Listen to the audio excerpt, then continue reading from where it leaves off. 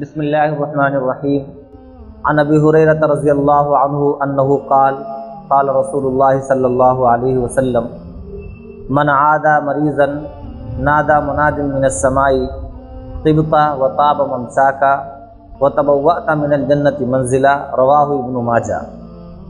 حضرت ابو ہریرہ رضی اللہ عنہ فرماتے ہیں کہ رسول اکرم صلی اللہ علیہ وسلم نے ارشاد فرمایا کہ کسی بندے نے کسی مریض کی عیادت کی تو آسمان سے ایک پکارنے والا پکارتا ہے کہ تو مبارک، اور عیادت کے لیے مریض کو دیکھنے کے لیے تیرا چلنا مبارک، اور جنت میں تو نے اس عمل کے ذریعے اپنا ٹھکانہ بنا لیا ہے۔ بخاری کی ایک روایت ہے کہ اطعم الجائع وفک العانی، کہ بھوکوں کو کھانا کھلاؤ اور جو قیدی ہیں، بے قصور ہیں، ان کی رہائی کی کوشش کرو۔ وعود المریضہ، اور مریضوں کی عیادت کرو۔ ان دونوں حدیث کی روشنی میں اللہ کے رسول صلی اللہ علیہ وسلم ہم مسلمانوں کو یہ تعلیم دے رہے ہیں کہ اگر ہمارا کوئی پڑوسی، ہمارا رشتہ دار، ہمارے خاندان کا کوئی فرد بیمار ہو جائے تو تھوڑی دیر کے لیے صحیح ہم اس کے پاس جائیں، بیٹھیں اور اس سے اس انداز میں بات کریں کہ اس کے دل کو خوشی ہو۔ ظاہر سی بات ہے، کتنا بھی کوئی بیمار ہو لیکن اگر لوگ اس کے پاس آتے جاتے رہتے ہیں تو اس دل کے اندر ایک خوشی ہوتی ہے،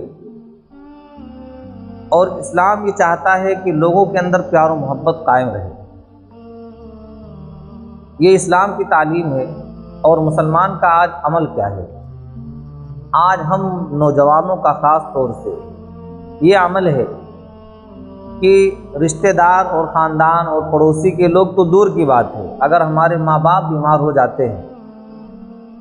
یہ اکثر کی بات میں کر رہا ہوں، ماشاءاللہ ایسے لوگ بھی اب بھی ہیں جو اپنی ماں اور باپ کے آنکھوں کے سامنے اپنے آپ کو نچھاور کر دیتے ہیں،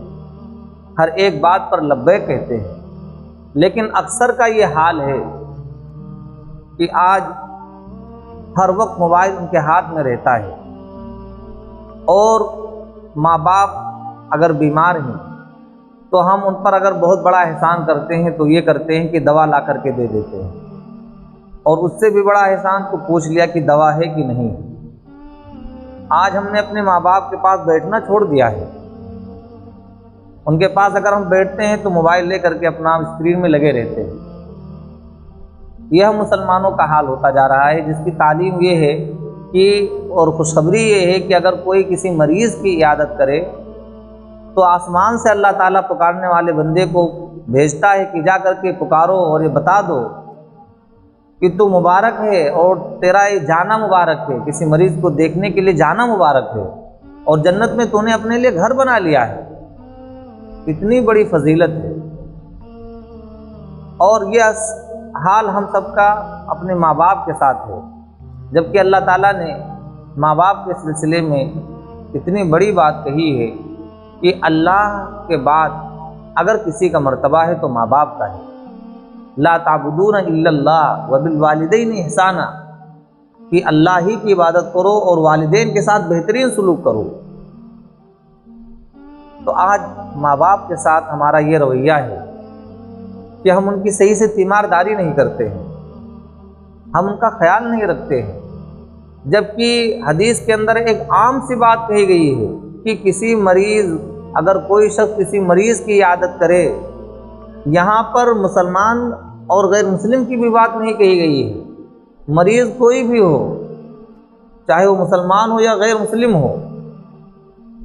تو اللہ تبارک و تعالیٰ اتنا بڑا انعام دیتا ہے۔ اور اگر ہم ماں باپ کے لیے ایسا کریں گے تو ماں باپ ہمارے لیے بہت خوش، ہمارے اس عمل سے بہت زیادہ خوش ہوں گے۔ اور اللہ کے رسول صلی اللہ علیہ وسلم کی حدیث ہے، رضا الرب فی رضا الوالد، کہ ماں باپ کی خوشی میں اللہ کی خوشی ہے، اور ماں باپ کی ناراضگی میں اللہ کی ناراضگی ہے۔